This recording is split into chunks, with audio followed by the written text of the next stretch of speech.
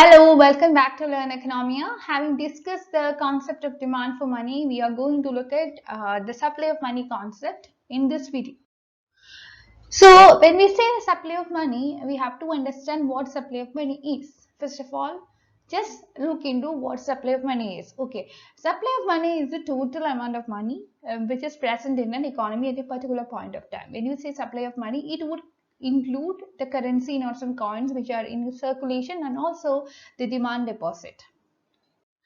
Now, the record of the total supply of money is kept by the central bank of the country, and in the case of India, you can see that it is the Reserve Bank of India which is acting as the central bank of the country. And in the case of India, we could see that the supply of money or the accounts of the supply of money is kept by the Reserve Bank of India. The change in the supply of money would have large impact upon economy because it would affect the diverse aspects or diverse functioning of the economy. It would influence the level of securities, it would influence the price level, rate of exchange, business policies, and so on. Now, coming into the impact of the increase in the money supply, what would happen if the central bank of the country increased its money supply? People have curtailed their discretionary spending as they are not sure of their permanent income.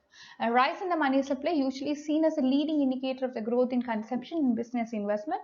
But due to the COVID-19 pandemic, we know that the world itself is suffering a lot, and the rise did not encourage either. Due to the decrease in the discretionary spending, the demand for industrial and manufactured goods also decreased, and therefore even the lenders are not willing to take any risk. Now, if you look at the types of money, you can see that there have been a loss of money, and if you look into the evolution of money, we could see that there have been lots of money, and still at present we could see that many forms of money are active. If you look into the full body money, you can see that it is a type of money whose value as money is equivalent to the value of the commodity. For example, gold coin. We know that how liquid gold coin is. Now, coming to token money, credit money or paper money, this is the value as money is much more than the value as a commodity, which is the paper currency and coins.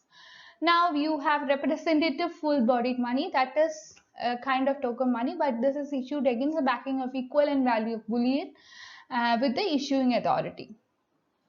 Which is, for example, you can say gold and silver in bulk. Now, coming to the monetary aggregate concepts of money supply, there have been three different types of bank deposit. The first one is the types of bank deposit where we have current account, fixed deposit, and recurring deposit. In the case of money supply, we can see that the Reserve Bank of India or the central bank of country has different denominations or different forms of money. This would come in, this will include your narrow money, your broad money, etc. So we are looking into each of these in the detail form. The M1 would include C plus D plus OD, which is known as a narrow money, where C is your currency, the currency held by the public, and DD is the demand deposit, which are held by the banks, and OD is the other deposits held by the RBI. Now, the demand deposit can be withdrawn on demand from banks, and also the time deposit can be withdrawn only after a specified period of time, but it could be withdrawn. Now, TD is the total deposit, and this would include your demand deposit and time deposit, and the other deposit, it would include all the other deposits with the RBI, and DD with the RBI, the demand deposit with the RBI can be held only by quasi-governmental agencies like the international agencies or former governors of RBI. Now, M1 is known as narrow money mainly because it includes only 100% of the liquid deposit, which is very narrow in definition of the money supply. And when it comes to M2, on the other hand, this would include M1 plus many other things. M1 plus mainly the saving account deposit with the post offices. So, if you take into consideration the saving account deposit with the post offices, you can see that the post offices have no facility for opening of any current accounts. The types of account the types of account which you can open in the post offices include your savings account, fixed deposit, and recurring deposit. Though the size of the post office saving accounts is negligible, M2 term is used as all the deposits in M2 are not liquid. Okay. Now, if you look into the case of M3, M3 is known as broad money, as this would include liquid deposit, and also it includes time deposit, thus making it some broad classification of money. So M3 is equal to M1 plus TD, which is a broad money, and TD is the time deposit with the banks. It would take into consideration your demand deposit, recurring deposit, and time liability of saving accounts. And the most common measure which is used for money supply is M3, which because it is a broad money, it would include a lot of things. Now, if you take into consideration M4, this means that M3 plus total deposit with the post office. As the total deposit with the post office are negligible, there is not much difference between M3 and M4. Now, about money supply control, we can see that the money supply in the economy is influenced by the central bank of the country, and in the case of India, it is the Reserve Bank of India, which is controlling the money supply in the economy, in the Indian economy. The money supply can be increased by taking certain measures, or it can be decreased by taking some other measures by the central bank. The money supply can be increased in the economy by purchasing government securities, and when I say government securities, it would include treasury bills and government bonds. The reverse happens when the central bank lightens the money supply by selling securities in the open market, drawing liquid funds out of the banking system.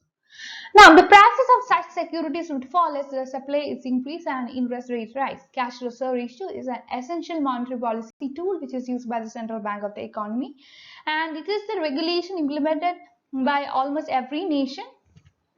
The criteria, it is carried out by the central bank of the country. Now, if you look into the latest updates, we could see that with respect to India, you could see that according to the Reserve Bank of India, the uncertainty caused by the COVID-19 pandemic has led to a surge in the money supply. That means that the currency held by the public has increased. It has increased by 8.2% since March end 2020, and the savings and the current account deposit decreased by 8%. The reason for this is mainly that money supply is we know that it is very much essential in order to regulate the economy, especially when the economy is stuck in a pandemic kind of a situation.